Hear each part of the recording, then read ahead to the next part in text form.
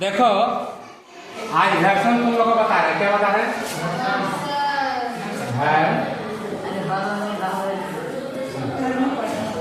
ये घर्षण क्या है? घर्षण घर्षण बल भी हम कर सकते हैं। तो घर्षण बल ये क्या है बता दो। घर्षण बल देखो क्या होता है, अभी समझाने में पता चलेगा।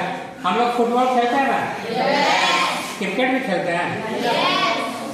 तो जो भी खेल खेलते हैं इस तरह का, क्रिकेट हो फुटबॉल हो, तो जितना हमारा एनर्जी है, हम लोग पास एनर्जी है, उतने जोर से बॉल को मारते हैं ना, मारते हैं। तो फिर वो बॉल जैसे अभी हम झारखंड में है, झारखंड के चतरा जिला में, और यहाँ से हम बॉल को मारते हैं तो इधर हमारे कलकत्ता चल जाएगी बॉल? नहीं, कहाँ चल जाए? कहाँ तक? 100 फीट 100 मीटर जाएगा ज़्यादा। इतना बहुत पावर होगा तो 100 मीटर से तो ज़्यादा नहीं भेज सकते हैं। तो वो गेंद रुक जाती है। क्यों रुकती है? तो इसलिए रुकती है बच्चा कि बॉल को जब हमने मारा तो बॉल पर हमारा जो बल लगा, उस बल को विपरीत काम करने के लिए पृथ्वी में बॉल जो लुढ़कते हुए जा रही है, तो पृथ्वी के साथ वो क्या कर रही है? घर्षण कर रही है। क्या कर रही है? घर्षण कर रही है। तो वहां पर घर्षण बल लगता है, इसलिए वो बॉल रुक जाती है। क्या?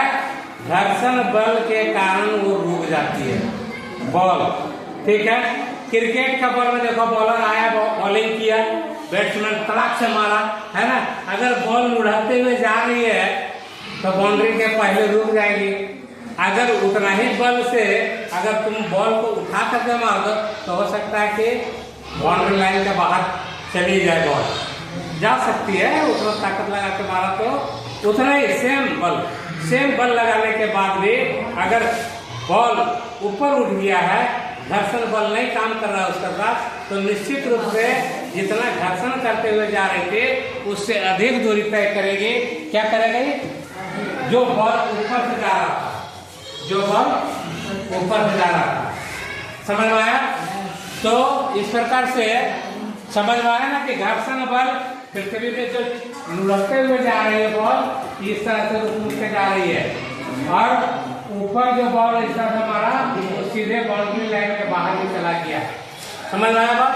तो इस पर घर्षण बल काम कर रहा है, इस पर कोई घर्षण नहीं हो रहा है। इसमें गुरुत्वाकर्षण बल काम कर रहा है।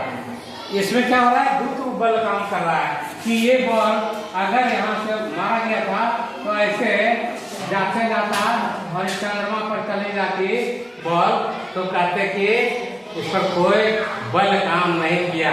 लेकिन क्या है, ये भी इस तरह से उठा और यहाँ आकर के ड्रॉप करके गिर गए। तब तो क्या करता है? फील्डर आके कैच कर लेता है, कैच करता है। तो कैच जो किया तो ये बॉल गिरने की वजह से किया, तो यहाँ पर गुरुत्व बल काम कर रहा है, यहाँ पर घर्षण बल काम कर रहा है। गुरुत्व बल पहले पढ़ा चुके हैं, है ना बात सही?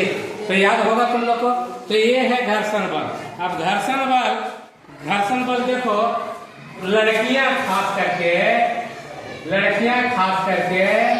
क्या करती है कि इस तरह से, अरे हम फोटोग्राफर हैं, ठीक है, ऐसा नहीं सोचना कि सबको बनाने नहीं आता है, ठीक है, पर हम बनाना नहीं, हमारा मकसद है तुम जान जाओ।